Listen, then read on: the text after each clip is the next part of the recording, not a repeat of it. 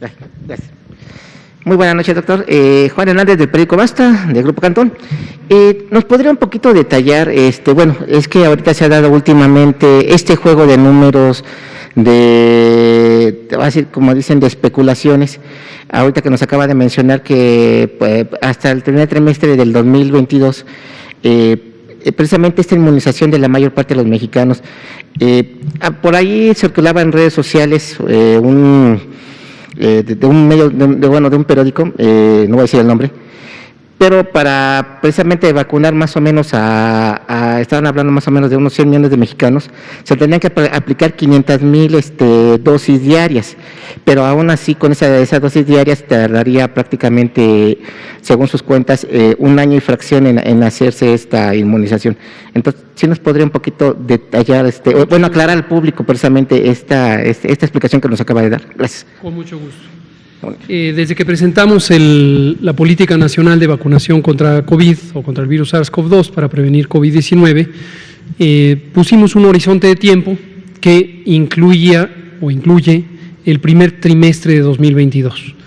Este es un punto de referencia, es un horizonte de tiempo que se basa en, uno, conocer la capacidad de aplicación de vacunas que tenemos en México con el operativo Correcaminos. Aquí recordamos que no se trata de un programa convencional, un programa rutinario. México tiene un programa de vacunación universal que fue establecido desde los años 70 y funciona bastante bien. Tuvo una degradación muy importante, esto ya lo hemos comentado varias veces, particularmente del año 2000 en adelante, en donde se empezó a perder la capacidad de cobertura, no aumentó el número de personal, se empezó a subrogar el personal que participa en el programa de vacunación, se redujo la capacidad financiera, es decir, la cantidad de dinero que se utilizaba para el programa de vacunación universal, se deterioró la red de frío. Todo esto pasó del año 2000 al año 2018 y está documentado de manera muy característica. Con esas capacidades reducidas y una situación especial, una pandemia que afecta a todo el mundo por definición, que afecta a todo México por definición y que se requiere vacunar a toda la población mexicana y no a un grupo de edad o a un territorio en específico, con la necesidad de utilizar varios tipos de vacuna al mismo tiempo, ahora estamos usando 5, con la existencia de vacunas que requieren ultracongelación, cosa que no había ocurrido en ninguna parte del mundo, que se requirieran vacunas ultracongeladas. Todas estas condiciones imponen un reto de logística muy grande. Cuando decimos logística nos referimos a la transportación, el almacenamiento, las condiciones de uso, etcétera, etcétera, etcétera. Entonces, tomando en cuenta eso, tomando en cuenta también algunos supuestos sobre la velocidad a la que fluirían las vacunas desde su punto de fabricación hasta su punto de utilización en México, proceso que está determinado por la velocidad a que se fabrican. Y aunque hay contratos que hemos establecido el Gobierno de México, la Secretaría de Salud concretamente es quien contrata las vacunas, y aunque están establecidas las cantidades generales, los contratos en México y en el mundo establecen cláusulas que indican que, dada la condición extraordinaria de esta pandemia, puede haber retrasos. Así están los contratos en todo el mundo, y esa es la realidad, hay que ajustarse a la realidad. Entonces, a pesar de eso, a pesar de los contratos, sabemos que el flujo de vacunas va a ser lento. Nosotros estimamos cuál podría ser la velocidad a la que se irían llegando y se aplicarían las vacunas, y por eso dijimos al menos todo 2021, posiblemente una parte de 2022. Si hacemos números, si consideramos la población censal, 126 millones, un poco más de 126 millones de personas, y la dividimos por el número de días que tiene el año, pues sale de manera muy fácil la cantidad de vacunas que tendrían que aplicarse diariamente según cuándo quiere uno terminar. Si se pudieran aplicar un día, en un mismo día 126 millones, pues se duraría un día el programa. Obviamente esto está fuera de lugar. Por ahí he visto en las redes sociales y en alguno que otro periódico donde a los columnistas les gusta hacer un poquito de ciencia ficción, algunas ideas de que nos tardaríamos 45 años en llegar a vacunar y toman en cuenta la velocidad a la que se vacunó en los primeros días. Pues obviamente son ganas de confundir o de jugar, o se lo toman con poca seriedad, porque es muy claro que la velocidad a la que se vacuna un día no es la velocidad fija a la que se vacuna todos los días. Y también hemos dicho varias veces que de acuerdo con los contratos, la velocidad a la que llegan las vacunas se espera que va a ir aumentando. Durante estos meses hemos tenido, vamos a decir en promedio, unos 3 a 4 millones de dosis de vacuna que han llegado por mes, pero tan solo en el mes de mayo ya vamos a tener dotaciones cercanas a 6 o 7 millones por mes, y en junio vamos a estar teniendo cerca de 24 millones de dosis en el mes de junio. Entonces la velocidad va a ir aumentando y esto es lo que nos permite sostener que vamos a tener estos tiempos de vacunación. Gracias. Patricia Rodríguez Calva, por favor. Gracias. Buenas noches. Patricia Rodríguez Calva, de Grupo Imagen. Si me permite, doctor Gatell, tres temas, doctor Gatell, dando continuidad a lo de las vacunas. ¿Cuál es la expectativa mínima del total de los 126 o más de 126 millones de mexicanos que hoy estamos en este territorio? ¿Cuál es la expectativa mínima de vacunación que se tenga para ese primer trimestre del 2022? Obviamente sin considerar a menores de 17 años, si es que la vacuna no se autoriza antes para este sector de la población. Por el momento es esto. Cómo no, con gusto. Esperamos haber vacunado a toda la población que se pretende vacunar hasta el primer trimestre, terminando el primer trimestre de 2022. Ojalá que lo logremos hacer antes. Si lo logramos antes, excelente, pero quisimos ser muy abiertos y muy claros, como lo hemos sido durante todo el año, prácticamente con cada tema, la realidad. Entonces, por eso le dijimos a la población, se lo volvemos a decir, hemos considerado que nos podría llevar hasta 2022, el primer trimestre, dado que la velocidad a la que se fabrican las vacunas es demasiado lenta. Y esta es la razón principal. Si las vacunas se fabricaran más rápidamente y llegaran más rápidamente a México, no tendríamos ningún problema ni ningún inconveniente para ponerlas más rápido. Pero si llegan a la velocidad a la que están llegando, aunque va a ir aumentando, pues nos llevará a vacunar a toda la población programada hasta el final del primer trimestre de 2022. ¿Y esa población programada, tienen ustedes el porcentaje a que equivale del total de la población de más de 126 millones? Sí, es toda la población adulta, toda aquella persona que tenga 16 años y más. En su momento, estamos confiados en que irán apareciendo los resultados de los ensayos clínicos que muestren la seguridad y la eficacia de estas vacunas en personas menores de 16 años. Y cuando eso ocurra, tendremos la intención de vacunar a personas de 15, 14, 13, 12, 11, 10. Posiblemente habrá un límite de la información en los primeros años de la vida, que afortunadamente es donde el COVID sintomático y sobre todo el COVID grave es extraordinariamente infrecuente. Hoy usted nos señaló que con más de 12.600.000 personas vacunadas, estamos hablando ya del 10% de la población total que hay en el país. Con este ritmo de vacunación, ¿qué expectativa tienen de llegar al 20%? ¿En qué fecha más o menos estaríamos llegando al 20% de la población vacunada? Cómo no, aproximadamente en julio, dentro de la primera quincena de julio, ya tendremos toda la población, completar ese 20% de la población total vacunada. Gracias. Que representa, perdón que la interrumpa, que representa de la población adulta, es decir, de la población en este momento vacunable, un porcentaje mayor. Podemos hacer el cálculo en un momento. Gracias. Ahora, sobre el tema de Sinovac, yo sé que ya se ha abordado varias veces aquí en la conferencia de prensa y que la semana pasada se emitió un comunicado por la Secretaría de Salud donde se estaba analizando las consecuencias del hecho de que no se pudiera completar la segunda dosis de vacunación debido al retraso de la llegada de estas vacunas, que seguramente usted, lo ha estado revisando. En el caso de Puebla nos llegó un comunicado del auditorio donde nos señalan que hay más de 72,000 personas que recibieron la primera dosis y que ya cumplieron los 35 días, que en ese caso, que podría ejemplificar algunos otros casos en el país, ¿qué va a pasar? Y otra pregunta al respecto, ¿qué sucede, o qué ha dicho el Comité Técnico Asesor, qué sucede si se pasa de ese plazo de 35 días en el caso específico de la vacuna Sinovac? Por favor. Cómo no, con mucho gusto.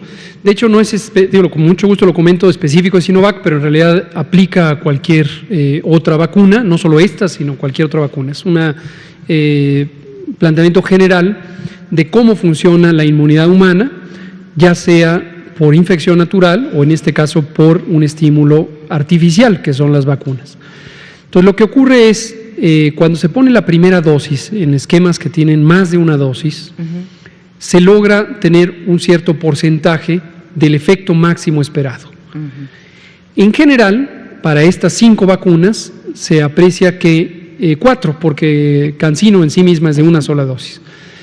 Para las 4 vacunas que requieren 2 dosis, se aprecia por la evidencia científica disponible, mayormente proveniente de los ensayos clínicos o de informes de los ensayos clínicos, aunque no han sido publicados, han sido presentados oficialmente a las agencias de regulación sanitaria por las compañías fabricantes, se aprecia que con la primera dosis se logra tener 70-80% del efecto máximo esperado. Con la segunda dosis se logran 2 cosas principalmente. Una es llegar al 100% del efecto máximo esperado y segundo, tener una expectativa de una duración más larga de la inmunidad. ¿Cuál es la duración máxima? Lo hemos comentado aquí. No se conoce todavía cuál sería la duración máxima absoluta que podría tener la inmunidad provocada por estas vacunas. Dado el tiempo de seguimiento que hay de las personas que han participado en los ensayos clínicos, en algunos casos sabemos que la inmunidad puede durar hasta casi un año completo. En otros casos todavía no se publica la información correspondiente y no sabemos si ya se llegó al punto máximo de duración. Entonces, ¿qué podría pasar si se aumenta el intervalo entre dosis? Podría ocurrir que la inmunidad no logre hacerse suficientemente duradera. Ese es principalmente lo que se espera que ocurriría. Ahora, ¿cuál es el intervalo de tolerancia? Esto es importante. En los ensayos clínicos se va teniendo una experiencia por diseño, una experiencia justamente experimental, en donde se va tomando decisiones de qué pasaría si pongo la vacuna una semana, después 2 semanas, 3 semanas, 5 semanas, 7 semanas. Eso a lo largo de los ensayos clínicos fase 1, fase 2 y fase 3. De hecho, desde la fase preclínica en los experimentos en animales. Y finalmente se toma una decisión que es hasta cierto punto arbitraria. Y se dice, por ejemplo, 21 días, 28 días, 8 semanas, 12 semanas para cada una de las vacunas. En la vida real, en la práctica, esto sirve para dar una guía en la autorización de uso de cuál es la fecha esperada recomendada de uso. Pero no es que si al día siguiente ya se la pone, ya no se logra, ni un día después, 2 días después, 7 días después. Y como se ha visto en la mayoría de los casos, este margen de tolerancia es sorprendentemente más amplio del que se piensa de inicio. Sputnik, por ejemplo, acaba de presentar que puede irse hasta los 90 días, cuando al principio se pensaba solo 28 días. De parte de los fabricantes de la vacuna CoronaVac, que es esta compañía china Sinovac, todavía no tenemos una propuesta formal de cuál podría ser la duración ampliada del intervalo entre dosis. Pero dado que la vacuna Sinovac, CoronaVac, funciona de manera muy parecida a todas las demás vacunas, es muy esperable que el intervalo sea todavía más grande de lo que se piensa. Entonces, el mensaje para estas 72,000 personas en Puebla o las que existan en cualquier entidad federativa es: no se preocupe, no perciba usted que ya se le va a acabar el efecto. Imagínese, sería sin sentido que una vacuna tuviera un efecto tan corto. Entonces, en cuanto lleguen las vacunas, acabamos de anunciar que esta semana llega 1 millón de dosis que nos da para cubrir las segundas dosis pendientes ahorita, nos sobra para seguir vacunando con la vacuna Sinovac. La detección de la variante de origen que se dio de origen en India y que se notificó ayer en San Luis Potosí, es decir, para que no haya especulaciones en torno a que esto se pudiera proliferar o no lo sabemos, usted nos los dice, por favor. Cómo no, con Gracias. mucho gusto. No solamente las variantes, esta variante nuevamente detectada en México, que es la que fue descrita en India, sino lo mismo cuando se describió la variante en Reino Unido, la de Sudáfrica, la de Brasil y la que vaya a aparecer en cualquier momento. Comentario 1. Desde el punto de vista científico, se requiere una evidencia mucho más robusta para llegar a la conclusión de que una variante genética del virus es más transmisible o más virulenta, es decir, más agresiva. Lo que tenemos hasta ahorita para cualquiera de las variantes no es suficiente para concluir de manera contundente que estas variantes van a provocar una epidemia sustancialmente diferente. Desde luego, lo que más preocuparía sería que se vuelva más transmisible o más virulenta, o bien que las vacunas y por tanto las personas vacunadas ya no respondieran a el efecto protector que les produjo la vacuna. Pero no es el caso. No existe evidencia, hoy que es lunes 3 de mayo de 2021, en el mundo no hay evidencia clara, contundente, de que estas variantes, ninguna de ellas, incluida la de India, son las que provocan epidemias más grandes o agresivas. En el caso de India es muy notorio. En este momento India, desde hace ya varias semanas, más de casi 2 meses, tiene una curva epidémica extremadamente acelerada. Tiene una gran cantidad de casos diarios y cada día se multiplica esa velocidad de propagación del virus, al tiempo que se ha descubierto una de las variantes genéticas en esa población.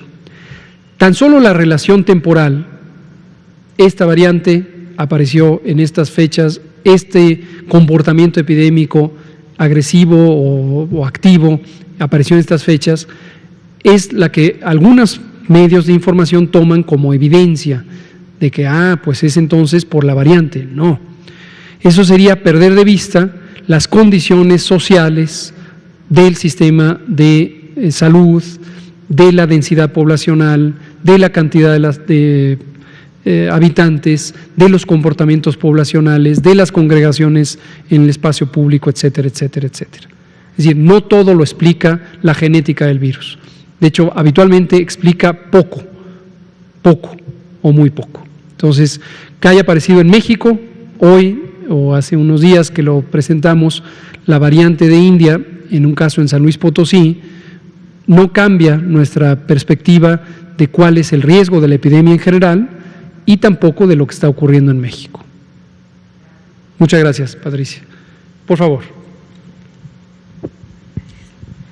Muy buenas noches, doctor Gatell, doctora Lomía. Mi nombre es Janet Galindo, de Mundo Pharma.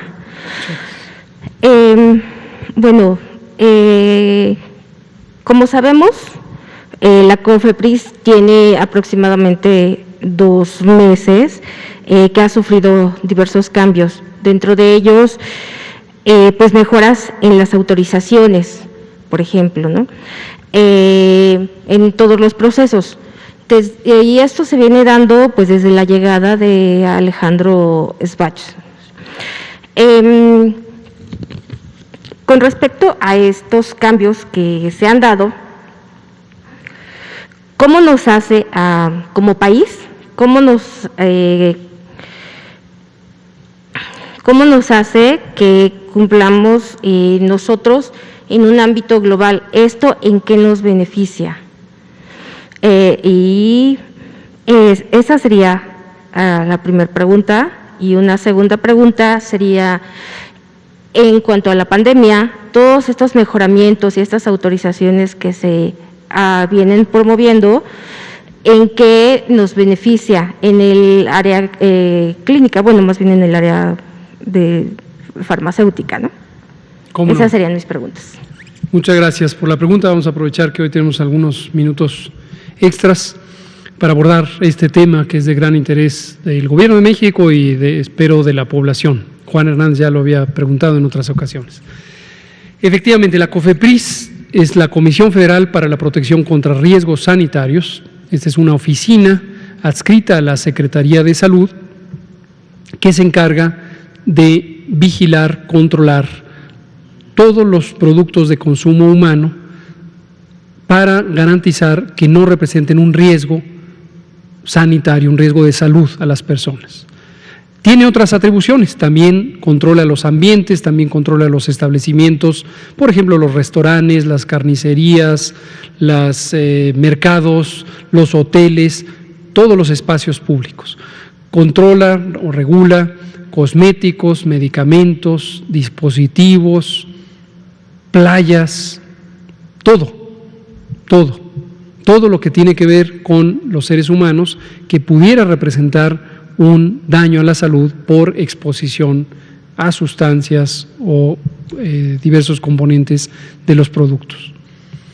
Esta agencia de gobierno, esta oficina, esta comisión, tiene sus equivalentes, o es la versión mexicana de lo que tiene muchos países del mundo, no todos, por cierto, no todos. Hay países, incluso en la región de América, que no tienen una oficina de regulación sanitaria.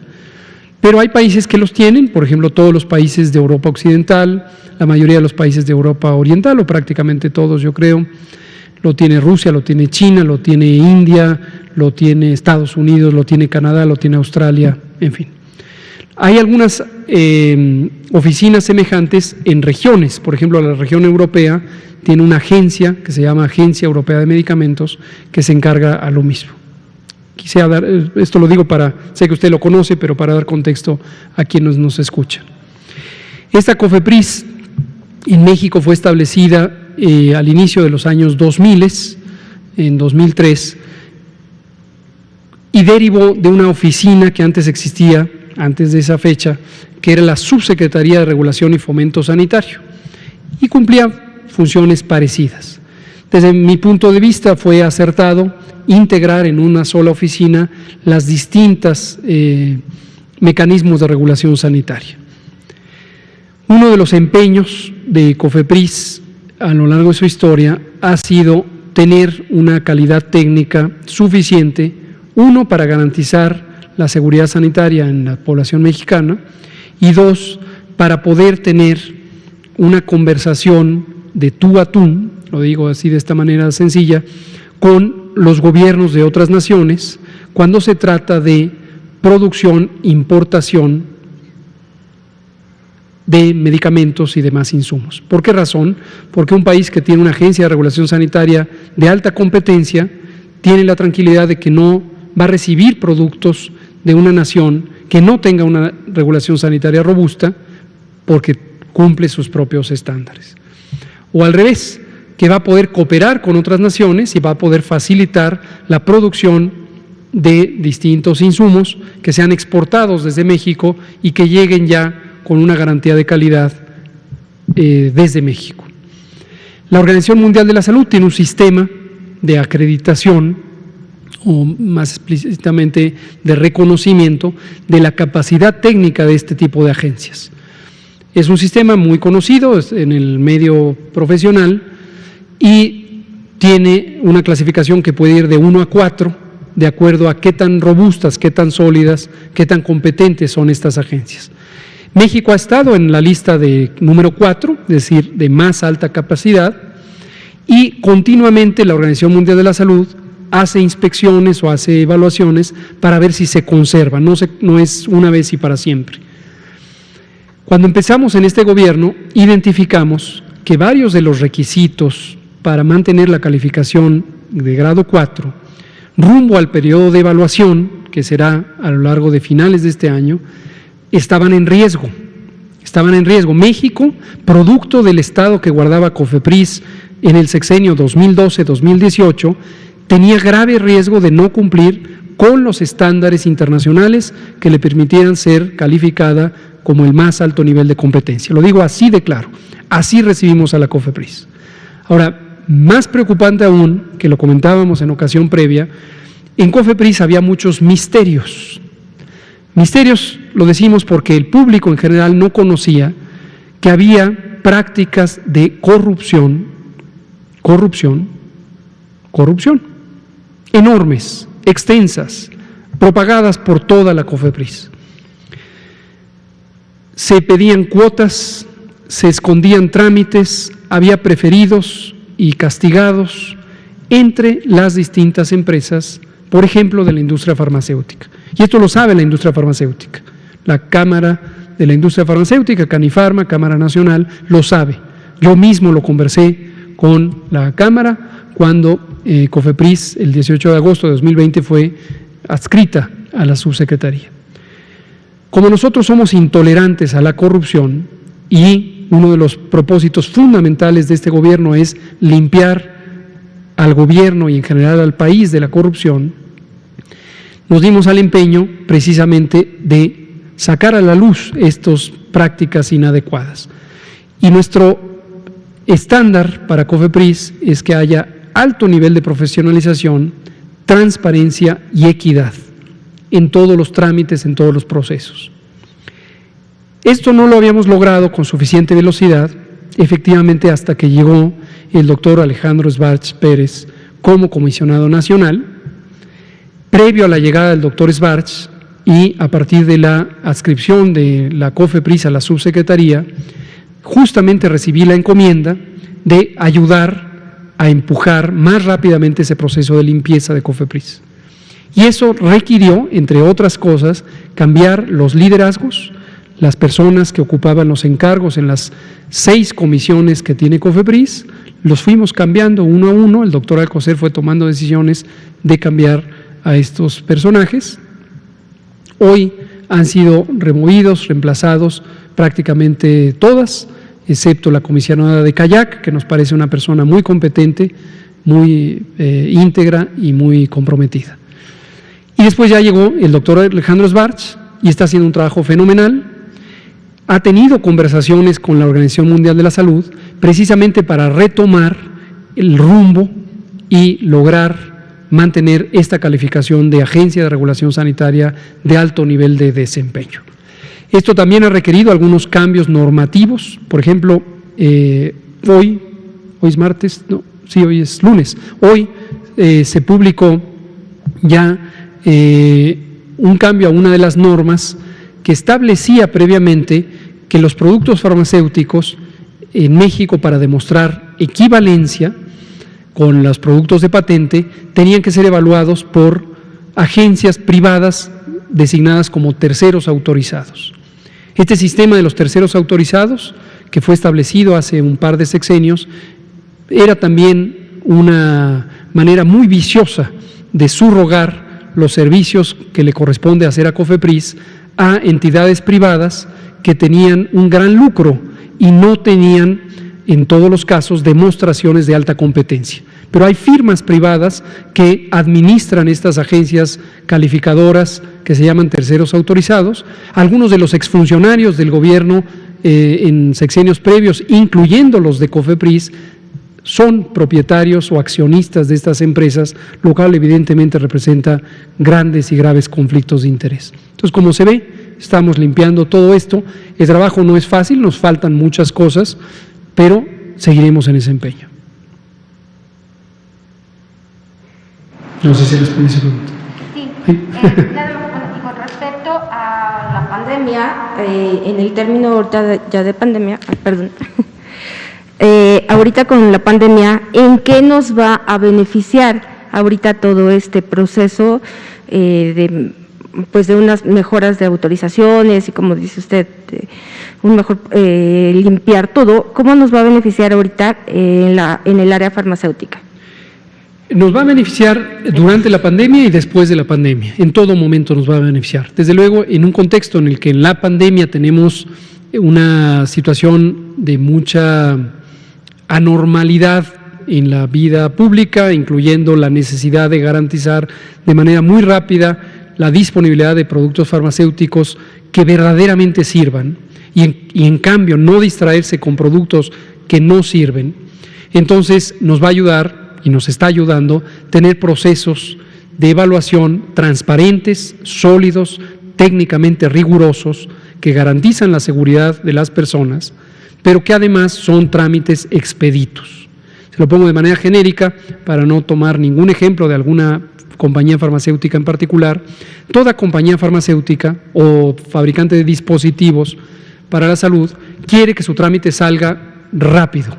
¿Por qué razón? Porque la motivación es ganar dinero. Y no les critico, pero las empresas privadas, su misión principal es ganar dinero. No tienen por qué ser agencias de filantropía, no lo son, y debe quedarnos clarísimo, no lo son. Puede ser que los productos que fabriquen sirvan para el beneficio de la salud, pero su razón de ser es ganar dinero, son empresas. Y quieren que su trámite salga al día siguiente, o no al día siguiente, pero en un tiempo bastante breve. En años previos, en sexenios previos, los trámites era completamente desconocido cuándo podrían estar. Algunos trámites podrían salir en 6 meses, otros en 1 año, otros llevaban 8 años parados. Y algunas compañías farmacéuticas, tampoco quisiera recordarme de ejemplos específicos, y por supuesto si lo recordara no lo diría aquí, buscaron mecanismos alternos, buscaron mecanismos donde había gestores.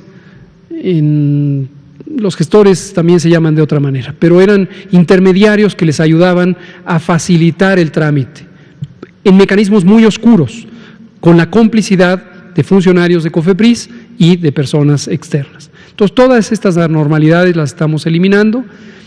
Una de las herramientas útiles va a ser que los trámites ahora van a ser digitales, de modo que van a ser rastreables por la Auditoría Superior de la Federación, por los órganos internos de control, por cualquiera que los quiera auditar, van a poder ser auditables. Para que nos hable sobre esto. Está muy ocupado el doctor Svars, está intensamente ocupado todos los días, incluyendo los fines de semana. Entonces, ya le dije, Pero sería muy interesante saber, se ha escrito a nivel de medios de comunicación qué políticos son los que están vinculados precisamente a este tráfico de influencias con las vacunas, que han lucrado con la salud y que ahorita, incluso a algunos se les señalan de estar frenando la llegada de medicamentos precisamente para el detrimento de este gobierno. ¿Cuándo ya podrían, darnos un adelantito de Vamos a ver, trabajo? quizá no sea muy útil tenerlos aquí en la conferencia, creo que desviaría un poco el enfoque, el propósito de la conferencia, pero a ver si en algún momento, en algún seminario más de tipo académico, se presentan los avances de lo que se ha logrado en COFEPRIS. Ha sido impresionante, la verdad es que en pocos meses el doctor Svarch ha logrado lo que no se había logrado en años. Dudo que se hubiera intentado en años, antes del 2018, pero definitivamente cuando se intentó, hoy se logró en muy poco tiempo. ¿Sí? Pues muchas gracias, terminamos aquí, son las 19:58. Aprovechamos este par de minutos para comentar a la población. Primero, que tenemos 15 semanas consecutivas, a partir de la segunda semana de enero hasta la semana 16, en donde tenemos ya la información actualizada, reducción. En ese momento vivimos en la semana 18, hoy que es 3 de mayo de 2021. Esta reducción está en todos los indicadores, es muy consistente, como decíamos, de manera vivencial o anecdótica también, hace unos días, las unidades operativas COVID, donde se está atendiendo a las personas COVID, ya no han tenido, en algunos casos, pacientes. En algunos casos hemos ya sabido de hospitales donde afortunadamente, qué bueno, ya no hay una sola defunción durante un día de trabajo. Esto no había ocurrido, pero hoy está ocurriendo. Esta reducción depende de muchos factores, no es solo la contribución que hace la vacunación, aunque la vacunación definitivamente es importante, pero todavía es un porcentaje pequeño para pensar que sea técnicamente razonable suponer que la vacuna juega un papel importante en esta reducción, pero está contribuyendo. En cualquier momento puede haber un cambio de esta tendencia y no debemos confiarnos. Si vemos los ejemplos de los países europeos, de varios países asiáticos, en estos cambios pueden ocurrir. Nada garantiza que ya se haya acabado la epidemia hasta que en general en el mundo haya una reducción muy sustancial de la transmisión. Seguiremos vacunando, la vacunación es gratuita, es universal, que no le vayan a cobrar las vacunas es importantísimo, que no le vayan a presentar como un logro o como un elemento de una plataforma político-electoral las vacunas. Las vacunas contra COVID son un programa público, gratuito, cuyo propósito es prevenir COVID-19, reducir los riesgos y mejorar las condiciones de salud del pueblo de México. Muchas gracias, nos vemos mañana en el Pulso de la Salud, en la conferencia matutina del presidente, mañana aquí mismo a las 7 de la mañana. Muchas gracias.